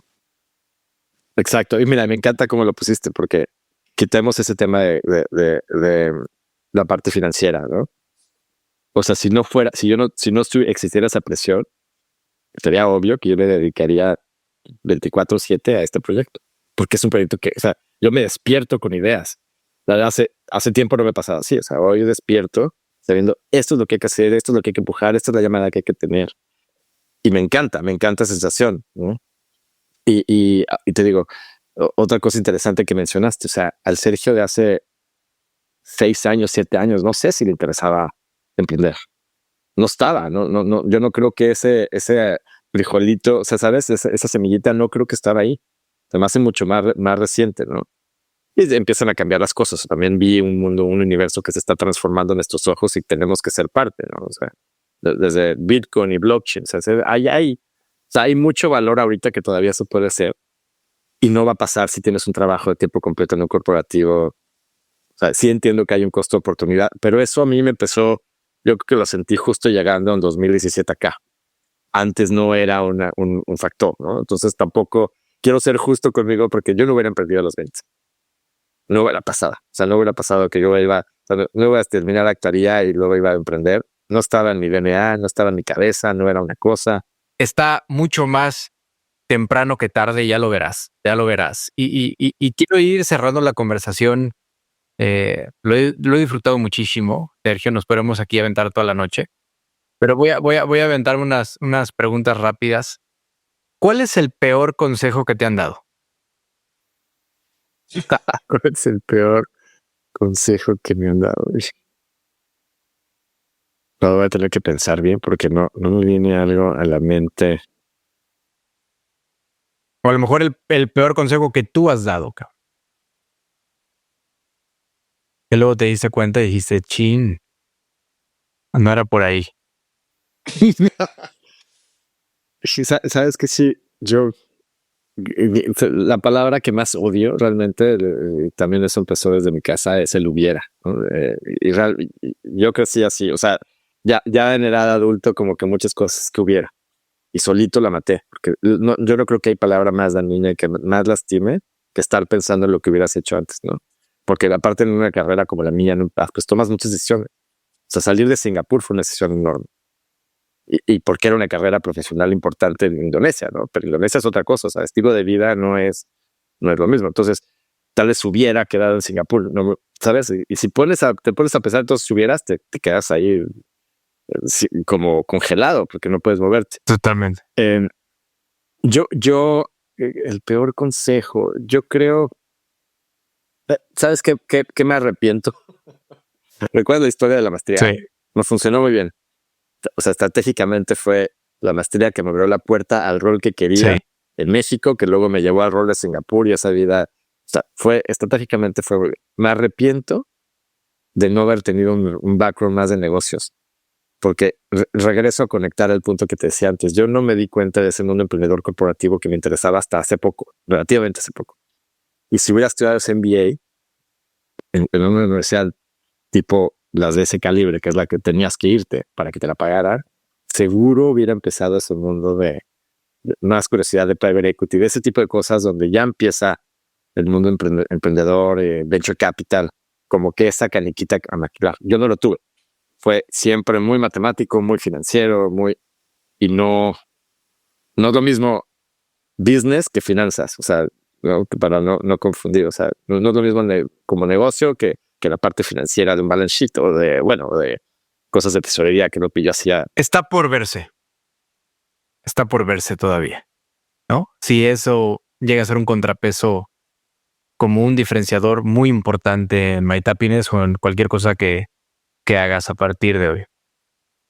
Yo creo que ya no, porque ese gap, yo me hice pues mi propio MBA con Twitter, con YouTube, con video, o sea, como que al final pues aprendes lo que quieres aprender y esa curiosidad, o sea, esa sed de aprender más y de entender y ver los study cases de estas grandes empresas, pues así aprendes. O sea, como que creo que complementé eso. Tal vez mi camino al emprendimiento hubiera llegado un poco antes, si hubiera estudiado algo más en business. Pero mira, es lo mismo. Se lo hubiera, no importa y Sí. ahora sé dónde estoy. Dime tus 3 valores más importantes. Mis valores más importantes. Sí, o sea, claramente la honestidad es uno, ¿no? Y honestidad también como franqueza, ¿no? O sea, también saber decir las cosas. Hablabas que soy medio diplomático, eso es lo que dice mi esposa, que puedo dar feedback y decirle a la gente lo que no está funcionando bien sin maltratar, ¿no? Y entonces tener esa franqueza y poder pasar, dar feedback y que la gente te siga, te da la mano, te diga gracias. Eso es un valor que a mí me importa mucho y siempre soy una persona con don de gente. O sea, me gusta que la gente se sienta cómoda pero pues a veces las dos conversaciones tienen que ser así, ¿no? Más en un mundo corporativo donde hay mucha rotación y tienes que saber dar buenas noticias y malas noticias. Entonces, honestidad, franqueza, humildad también me parece una buena. Yo creo que una de mis, si le llamamos a mi carrera exitosa, creo que una de las razones ha sido siempre saber dónde estoy parado. O sea, tener los pies en la tierra y saber cuáles son mis fortalezas y mis debilidades y tenerlas claras. Y para eso es humildad, ¿no? Reconocer en qué eres bueno y en qué no. Entonces, yo creo que esas 3 me parece como muy importantes y creo que me han definido. Buenísimo. ¿Existen seres en otros planetas? Está por verse, ¿no? Yo no, o sea, no lo sé, pero qué curiosidad. Y qué padre que estemos acercando. O sea, qué padre que nuestra generación va a ser interplanetaria. Y sí vamos a estar vivos cuando por lo menos llegamos y tengamos evidencia si la hay o no la hay, ¿no? Que ya eso a mí ya me parece súper exitoso, o sea, exciting. Y saber que vamos a volver a llegar a la Luna, que vamos a tener todas esas exploraciones en Marte y que lo vamos a ver. Digo, mis hijos y mis nietos más, pero ¿Y tú eso a mí me parece te increíble. inclinas al tú crees que sí o tú crees que no? Yo creo que sí. No sé, o sea, vida más allá de nosotros. No creo que estemos solo. No sé si en Marte, hasta ahorita la evidencia en Marte dice que no. Pero sí, quisiera decir que está convencido de que no es un universo tan grande que difícilmente somos los Si únicos. pudieras tener uno de los siguientes superpoderes, ¿cuál escogerías? ¿Ser invisible o volar? Volar. ¿Por qué? Porque me gusta viajar y me gusta cambiar de lugares y ¿Dónde estás parado ahora? ¿Quién eres, Sergio? ¿Cuáles son tus coordenadas emocionales en tu vida personal y profesional? yo creo que o sea, por primera vez en muchos años estoy justo redefiniendo eso, ¿no? Hace 2 años, 1 año sabía muy bien quién era, ¿no? Porque mi identidad estaba muy conectada con mi trabajo, con mi identidad corporativa. Hoy eso ya se desprendió, ya hubo un decoupling. Entonces tengo que aprender a saber quién soy, ¿no? Y no voy a estar tan seguro hasta que se definan un poco más de cosas. Me gustaría, ¿sabes? O sea, ir todas las fichas all in en donde deba de ser y así soy. O sea, no voy a hacer las cosas a medias. Emocionalmente me ayuda mucho hacer tapping porque sí, pues obviamente hay días más duros que otros y hay mucho estrés, hay ansiedad y yo así, esa es mi forma de Oye, vamos a lidiar poner con en la eso, ¿no? descripción del episodio ahí el beta que tienes, ¿no? Perfecto. ¿No? Para que Súper. también Sí. más gente pues, tenga acceso al tapping a través de MyTappiness. Ampliamente recomendable y también sirve, ¿no? Para que el prototipo pues tenga feedback y más gente lo utilice y pongámoslo ahí si estás de acuerdo. Sí, exacto. Mira, no habíamos salido como mercado todavía per se, porque queríamos ver que no hubiera cosas así flagrantes como algún bug o algún... Pero la realidad es que la app está funcionando súper bien. Muy bien. Y es de altísima calidad. O sea, es una app que va a pelear y va a competir con las apps americanas, ¿no? Y eso siempre fue parte de la idea, ¿no? Que fuera una app tan bien hecha desde el principio y que cuando salgamos con la prueba piloto y con nuestro proof of concept, que sea una app de mucha calidad. Y ya está lista la verdad para que la gente la... O sea, yo lo que quiero es que me la rompa. Claro, claro. Hay que estresar esa aplicación. ¿Qué es realmente esencial en tu vida y no negociable? Esencial en mi vida y no negociable. Creo que el tiempo con mis hijas, te va a decir como las vacaciones, que no es donde más... O sea, tiempo libre, ¿no? O sea, las vacaciones cuando me refiero con la familia. O sea, ese tiempo de familia para mí es muy, muy importante. Yo en la chamba, a mí yo cumplo años en octubre y mis últimos 20 años, octubre, noviembre, diciembre, en el trabajo de banco son terribles. Porque empieza desde octubre, principios de octubre, empiezas con toda la planeación del año que entra, de budget, de cómo vas a cerrar el año, promociones, tienes que dar... ¿Qué día de octubre cumples? Yo soy del 8. Entonces yo llevo muchos años sin pasar un cumpleaños. O sea, me divierto y me la paso padre en mis cumpleaños, sí, claro, pero nunca he estado hasta un año donde esté relajado, donde no tengo que estar dando feedback, escribiendo reportes. ¿Qué hiciste? Este después de 25 años, güey. ¿Qué hiciste este 8 de octubre, por favor? Por favor, dime que te pusiste pedísimo o algo. Sí, bueno, eso no me cuesta tanto trabajo y me divierto. Hicimos aquí, la verdad que súper tranquilo en casa con amigos. Nosotros, la comunidad mexicana aquí es muy padre y muy cercana. Y algo así chiquito, pero así, o sea, no es tanto la celebración en grande, claro. Sino el hecho de no estar estresado y saber que al día siguiente, el lunes, tienes una llamada importante porque estás ahí negociando el budget de tecnología para el año que entra, ¿no? ¿Cuál es tu prioridad? ¿Cuál es tu prioridad en estos casi 15 días, 2 semanas, algo así, para terminar el 2024? Mi prioridad para terminar el 2024. Yo creo que es que estemos tranquilos. O sea, me gustaría que pasemos una Navidad, porque lo que está pasando ahorita, ¿no? Hay estrés familiar, pues justamente un poco esta incertidumbre de corporativa y qué voy a hacer. ¿No? Entonces, pues eso afecta a mi esposa y a mis hijas. Entonces, mi prioridad, me encantaría que pudiéramos pasar una Navidad donde esto no es un factor, donde nadie está considerando, donde no todos estamos ahorita pensando en el ahorita, en el hoy, en comer rico, sí, en que llegue Santa Claus, y que nada más esté ahí en el disturbing o molestando. Eso me encantaría. Te lo deseo de corazón. Pues ahí lo tienen, público inteligente y conocedor. Sergio Maza, eres un genio resiliente y apasionado. ¿Quieres compartir tus redes, algún dato de contacto? Muchas gracias. Mira, realmente, un poco históricamente, soy más activo en LinkedIn. Ahora empezaré a estar más en redes, en Instagram, y no he hecho TikToks, pero la verdad que sí me gusta y lo haré. Pero en LinkedIn me encuentran como Sergio Maza. La página de internet, ahí también está, hay datos nuestros. Somos MyTappiness, como My Happiness, todo junto, pero con T de Teodoro. .io. Y ahí hay muchísima información. Y en el App Store ya pueden ir la buscan como MyTappiness en Google Store y en el Apple Store, y la encuentran, y sí, a romperla. Fantástico. Algo que quieras gritarle al mundo. No, gracias, eres espectacular, me encantó, y qué forma más natural de llevar una conversación. Muchísimas gracias por la invitación, y bueno, yo veo un 2025 donde estamos colaborando y haciendo muchas cosas juntos. ¿Quieres decir algo más? No. Fantástico. Genial. Gracias por todo. De lujo. Sergio, muchas gracias. Bien, hasta el siguiente episodio. Bye. Chao. Y así cerramos otro episodio lleno de historias que nos demuestran que el poder de la experiencia es real. Porque no se trata solo de llegar a la meta, sino de todo lo que vivimos en el camino.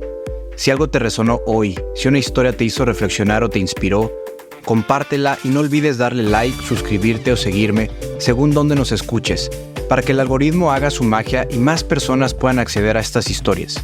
Y si además quieres tips prácticos para mantener tu grit bien afinado cada semana, No te olvides de suscribirte a Gritones Hacks en braulifiloteo.com. Recuerda, todos tenemos una historia y cada una tiene el potencial de cambiar algo en alguien. Nos escuchamos en el siguiente episodio, donde las historias continúan.